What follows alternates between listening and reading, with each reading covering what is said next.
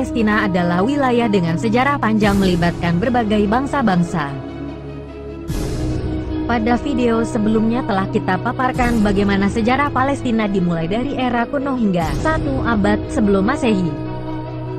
Untuk Anda yang belum menontonnya, silakan tonton terlebih dahulu video bagian pertamanya, sehingga dapat memahami sejarahnya dengan lebih runtut. Pada video bagian kedua ini, kita akan melihat sejarah Palestina sejak abad pertama hingga masa-masa Perang Salib.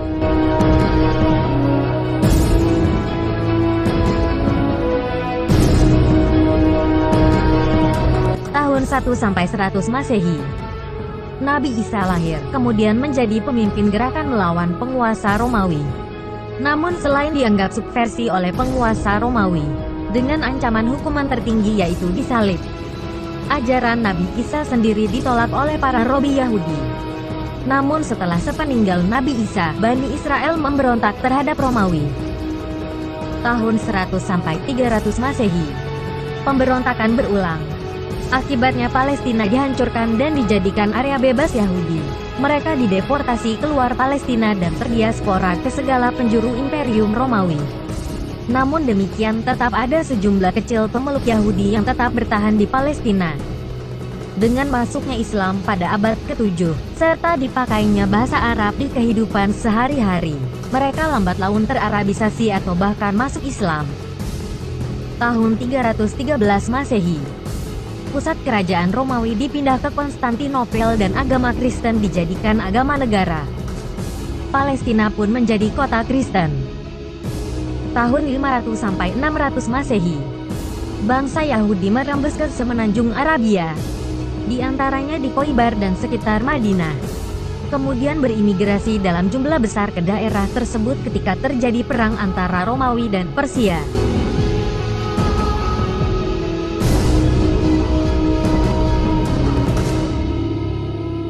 Tahun 619 Masehi, Nabi Muhammad melakukan perjalanan ruhani, Isra dari Masjidil Haram ke Masjidil Aqsa dan Mi'raj ke langit. Rasulullah menetapkan Yerusalem sebagai kota suci ketiga umat Islam. Salat di Masjidil Aqsa dinilai 500 kali dibanding salat di masjid yang lain selain Masjidil Haram dan Masjid Nabawi. Masjidil Aqsa juga menjadi kiblat pertama umat Islam sebelum dipindah ke Ka'bah. Tahun 637 Masehi, pasukan Islam pada masa Khalifah Umar bin Khattab sudah mendekati wilayah Yerusalem. Saat itu Yerusalem di bawah tanggung jawab Uskup Sophronius sebagai perwakilan Bizantium dan kepala gereja Kristen Yerusalem. Ketika pasukan Islam di bawah kepemimpinan Khalid bin Walid dan Amr bin As mengepung kota suci tersebut, Sophronius tetap menolak untuk menyerahkan Yerusalem kepada umat Islam, kecuali jika Khalifah Umar bin Khattab yang datang langsung menerima penyerahan darinya.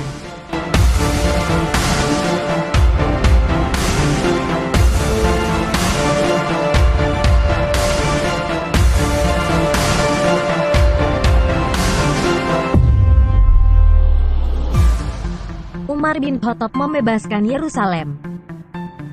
Pada tahun 638 Umar datang ke Yerusalem dengan damai. Sebagaimana kebiasaan umat Islam ketika menaklukkan suatu daerah, mereka membuat perjanjian tertulis dengan penduduk setempat yang mengatur hak dan kewajiban antara umat Islam Yerusalem dan penduduk non-Islam. Perjanjian ini ditandatangani oleh Umar bin Khattab, Uskup Sophronius, dan beberapa panglima perang Islam. Teks perjanjian tersebut adalah sebagai berikut. Bismillahirrohmanirrohim. Ini adalah jaminan keamanan dari hamba Allah, Umar, Amirul Mukminin, kepada penduduk Yerusalem. Umar memberikan jaminan terhadap jiwa mereka, harta, gereja-gereja, salib-salib orang-orang yang lemah, dan mereka tidak dipaksa meninggalkan agama mereka. Tidak ada seorang pun di antara mereka yang merasa terancam dan diusir dari Yerusalem. Dan orang-orang Yahudi tidak akan tinggal bersama mereka di Yerusalem. Penduduk Yerusalem diwajibkan membayar pajak sebagaimana penduduk kota-kota lainnya. Mereka juga harus mengeluarkan orang-orang Bizantium dan para perampok. Orang-orang Yerusalem yang tetap ingin tinggal di wilayah Bizantium, mereka boleh membawa barang-barang dan salib-salib mereka. Mereka dijamin aman sampai mereka tiba di wilayah Bizantium. Setelah itu mereka pun masih diperbolehkan kembali lagi ke Yerusalem jika ingin berkumpul dengan keluarga mereka, namun mereka wajib membayar pajak sebagaimana penduduk lainnya. Apabila mereka membayar pajak sesuai dengan kewajiban, maka persyaratan yang tercantum dalam surat ini adalah di bawah perjanjian Allah, Rasulnya, Khalifah, dan umat Islam. Dalam perjanjian tersebut, orang Yahudi tidak boleh berada di Yerusalem. Ini adalah permintaan penduduk Yerusalem. Karena penduduk Yerusalem sangat membenci orang-orang Yahudi. Orang-orang Yahudi membunuhi tawanan Nasrani di wilayah Persia. Sampai ada riwayat yang menyebutkan, Umar menjamin tidak ada Yahudi yang lewat dan bermalam di Yerusalem. Setelah Yerusalem dikuasai oleh umat Islam, Khalifah Umar bin Khattab segera menata kembali kota suci ini dan menjadikannya kota penting bagi umat Islam. Umar memerintahkan agar area bukit, area tempat Nabi berangkat menuju Sidratul Muntaha, dibersihkan dari sampah-sampah yang dibuang orang-orang Kristen untuk menghina orang Yahudi. Umar membersihkan wilayah tersebut, kemudian merenovasi komplek Masjid Al-Aqsa. Selanjutnya, di masa pemerintahan Umar dan masa kekhalifahan Bani Umayyah, Yerusalem menjadi kota pusat ziarah keagamaan dan perdagangan. Pada tahun 691 Masehi, Dome of Rock, Kubah Sokroh, dibangun di komplek tersebut untuk melengkapi pembangunan Al-Haram Asy-Syarif. Lalu menyusul dibangun masjid-masjid lainnya dan institusi-institusi publik di penjuru kota suci ini. Selama 4 abad ke depan, wilayah ini terus menjadi daerah kekuasaan Islam, dengan jaminan keamanan memeluk agama dan perlindungan terhadap kelompok minoritas, berdasarkan fakta yang dibuat Umar ketika menaklukkan kota tersebut.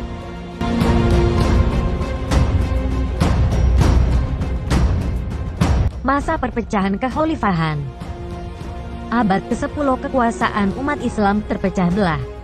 Banyak wilayah membebaskan diri dari kekuasaan Abbasiyah yang lemah dan menjadi kerajaan sendiri. Tahun 915, dinasti Fatimiyah mulai berkuasa dan merebut wilayah-wilayah Abbasiyah di bagian barat.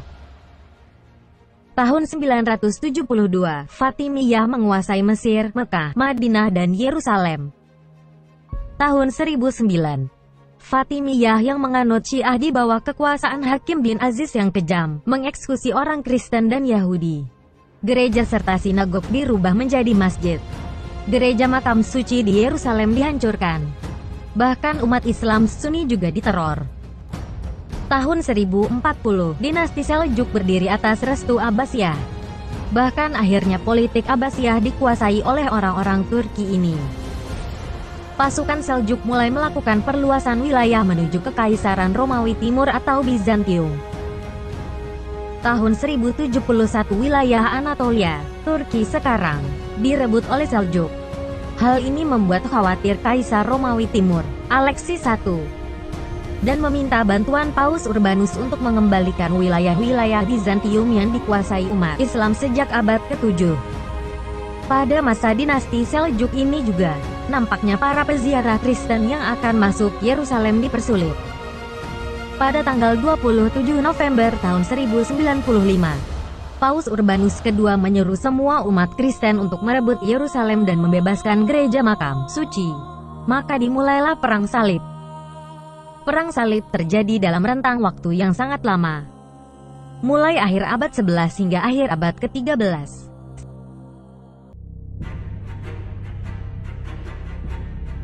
Masa Perang Salib. Tanggal 7 Juni tahun 1099, di bawah pimpinan Godfrey of Bouillon, pasukan salib berhasil memenangkan peperangan dan menguasai Yerusalem. Pasukan salib masuk Yerusalem dan melakukan pembantaian terhadap Muslim. Rumah dan masjid milik Muslim dihancurkan. Godfrey menjadi penguasa Yerusalem. 1 tahun kemudian dia meninggal dan digantikan Baldwin, yang kemudian merubah kubah emas menjadi gereja. Tahun 1115 Baldwin menguasai Yordania dan membangun istana mewah dan mengajak orang-orang Kristen Syria yang miskin untuk tinggal di Yerusalem. Baldwin meninggal tahun 1118.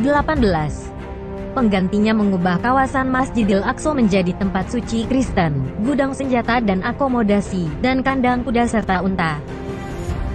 Tahun 1119 terbentuknya Ksatria Templar, yang bertugas membantu keamanan kerajaan Yerusalem, dan melindungi para peziarah Eropa.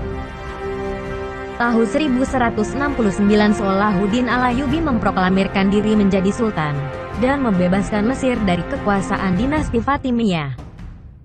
Tahun 1174 Salahuddin merebut Damaskus dan menyatukan Syria, Mesir, Yaman dan sebagian Irak dalam kekuasaannya dan bergerak menyerbu Yerusalem. Tahun 1187 pasukan Salahuddin berhasil merebut Yerusalem. Yerusalem kembali dikuasai oleh kaum muslimin. Yerusalem kembali dibebaskan untuk Islam, Kristen, dan Yahudi. Tahun 1189 pasukan salib menyusun kekuatan besar di bawah pimpinan raja-raja Eropa yang besar, yaitu Frederick I dan Philip II. Tanggal 2 September tahun 1192 kedua pasukan melakukan gencatan senjata dan perjanjian damai, yaitu Perjanjian Yafa. Tahun 1203 sampai tahun 1204 dan tahun 1210 sampai tahun 1211 pasukan salib dan Raja Salim membuat kesepakatan damai dan mempermudah umat Kristen Eropa untuk berziarah ke Yerusalem. Tahun 1229 Frederick II, Raja Muda Italia membuat perjanjian dengan Sultan Malikul Kamil, keponakan Salahuddin. Yerusalem dan Bethlehem diserahkan kepada Frederick II. Dia kembali melarang Yahudi namun tidak melarang muazin mengumandangkan azan. Tahun 1239 pasukan salib di bawah Richard saudara Henry III, pangeran dari Cornwall mengalahkan pasukan muslim dan merebut Yerusalem. Bukit Suci, kubah batu dan masjid dirubah lagi menjadi gereja. Tahun 1249 dinasti Mamluk berdiri menggantikan dinasti Ayyubiyah. Tahun 1260 Baybars Sultan Mamluk berhasil menghancurkan pasukan salib di sepanjang Laut Tengah, serta Syria dan mengalahkan pasukan Mongol di Ain Jalut. Tahun 1263 Baybar memasuki Yerusalem untuk menyucikan dan mengislamkan kembali, merenovasi kubah batu dan Al-Aqsa. Tahun 1401 Timur Leng melancarkan serangan ke Syria dan menguasai Damaskus. Kunci kubah batu kemudian diserahkan kepada Timur Leng. Tahun 1405 Timur Leng meninggal sehingga Yerusalem kembali dikuasai Mamluk. Selama 3 abad Yerusalem di bawah kekuasaan dinasti Mamluk.